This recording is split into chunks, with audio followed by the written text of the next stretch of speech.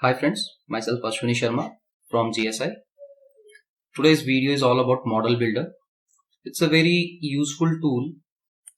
You can do several things using Model Builder. Like it's a very time efficient tool that we are having in ArcGIS. So you can prepare models for your shapefiles, for IDWs, for contours, for different type of data, shapefiles, rasters. So today with the help of Model Builder, I'll be processing the SRTM DEM data. So let us begin. Let us suppose in this folder Model Builder, I'm having SRTM DEM data with me already downloaded from the USGS website. So I hope everybody knows that how to download. And what I'll do, I'll go here in the Model Builder. There are different paths we can make this tool enable, or will bring it. So one is here in the menu bar, you're having this Model Builder option there. Once you'll bring it there, just drag your SRTM data. This is your input data that you have provided to this particular model. Now, what usually we'll do, first of all, the first and the foremost step in the processing of SRTM DEM is that we'll fill this SRTM DEM. So from this tool, I'll drag this tool and take it out from there and bring it here. Here is a tool which says connect. That means I'll be able to connect this SRTM with this fill as an input surface raster. Once I'll do this, you have seen there is a change in the color. This means that this fill or this tool has read or it has identified my input as an SRTM DEM. Also there is a, if you don't want to use this tool, you can simply double click and you can choose your SRTM from this drop down, and then accordingly you'll search for your output folder. This is how we'll be doing this. So after fill, the next thing is flow direction.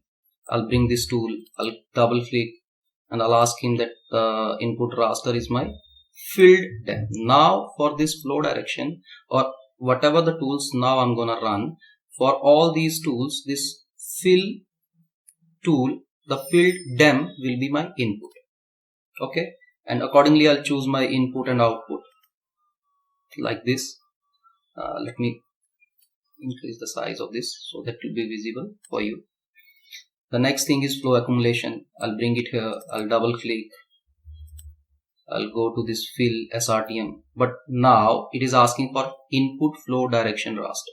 So I have to search for flow direction. This is my flow direction.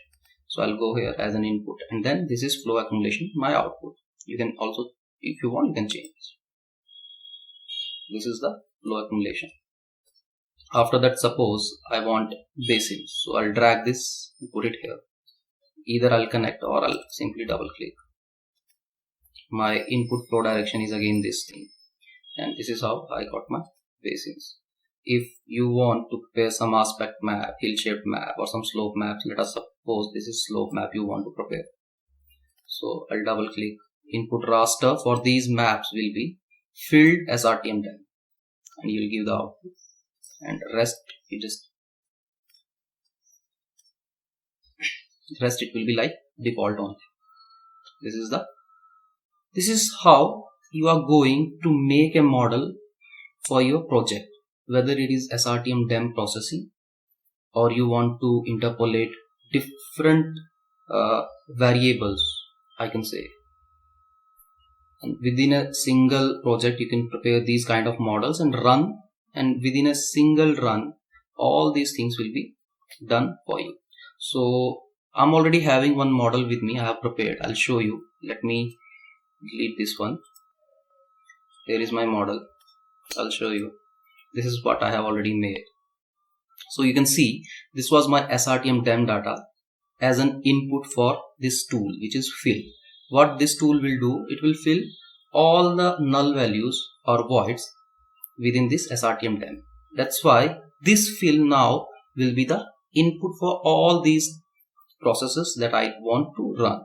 That is aspect, slope map, flow direction, hill shade. Okay. First I'll go for flow direction. then this flow direction will be input for flow accumulation, and this flow accumulation will be input for raster calculator so as to get the stream rasters, then stream order. Okay, then this stream order I'll convert to stream features. So this is how I have prepared this model. So I wanted some of these to be displayed in my table of content in my screen. Once I'll run the process and it will be complete. So all these things will be shown in my table of contents. And if not, if I'll not like run this thing that add to display, if I'll disable this, that means it will be saved in the output folder, but it won't show me in the table of contents. So anyhow, I'll want this aspect map to be shown in my slope map, this in my table of contents. The slope map also I wanted, hillshade map also I wanted to be displayed, and these streams in features I wanted to be displayed in my table of contents. The basins that I have made, polygons of the basins I wanted. So this is how I have prepared a model, and I have whatever the things I wanted to be displayed in my table of contents in the current workspace, I have enabled that one also. Or you can select all of these and say add to display, or you can drag it from whatever the output folder is there. It will be generated and saved there. You can drag it from there only. So once I'll verify all these things within the model, I'll validate it and then simply say run from here. Else I'll go here and say run this model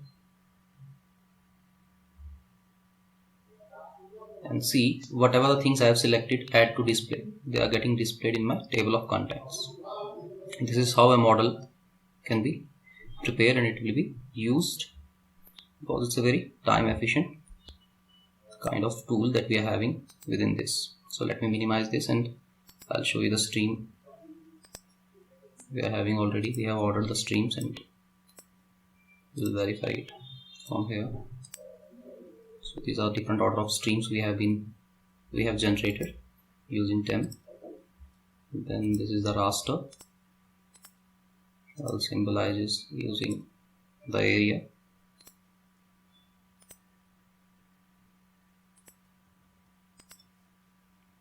So these are the different basins that we have created, or you can say extracted. This is the slope map. Let me disable the streams. This is the slope map that we have generated. Then the hillshade map. This is the stream orders in raster format, whatever we earlier we will be having these in rasters. So we have already converted them. So I'll disable it. This is the flow accumulation. Then this is the flow direction. So this is how we can process a digital elevation model, and we can generate streams, basins, slope maps, hillshade maps, aspect maps. If we'll do it manually, it will be of more hectic and time consuming, but using model we can do it in a very easier and very efficient way. So that's why model, not only for this processing, it can be used for various other things depending upon the projects. So I hope this video will be helpful and you have understood how to use the model in different things. So thank you so much.